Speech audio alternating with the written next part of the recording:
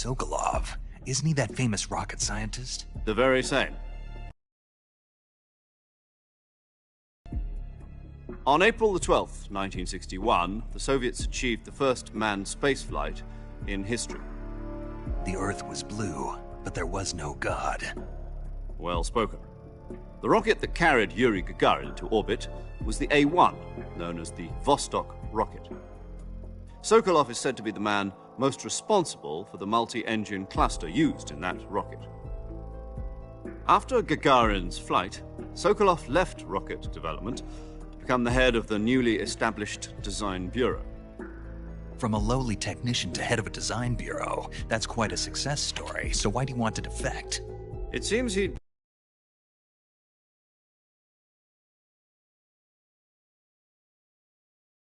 become afraid of his own creation.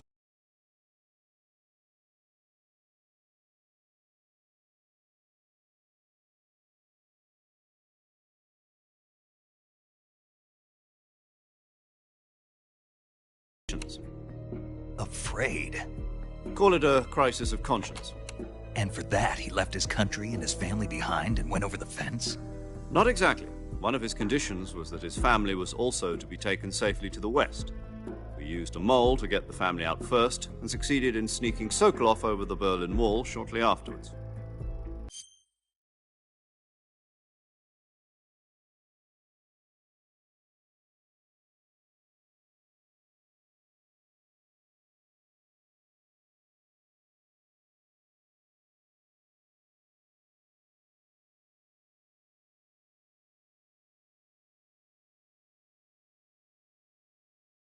I was the one who conducted the operation. The security on the eastern side was still full of holes back then. Then what? We got Sokolov over in one piece, but the whole ordeal had left him exhausted, and we checked him into a hospital in West Berlin. It took him 2 weeks and more than 600 miles to get from the research facility in the Soviet Union to Berlin. He was in no condition to say anything coherent. And it was only a week later that we had something much bigger on our hands.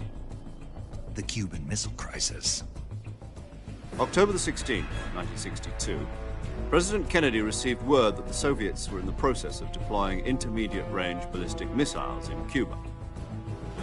The President demanded that the Soviets dismantle and remove the missiles. At the same time, he announced a naval blockade to prevent further missile shipments from reaching Cuba. But the Soviets didn't back down, instead placing their armed forces on secondary alert. Soviet transport ships carrying missiles continued on course towards Cuba. US and Soviet forces went on alert for an all-out nuclear war. Frantic negotiations were conducted through the UN's Emergency Security Council and unofficial channels to end the hair-trigger standoff.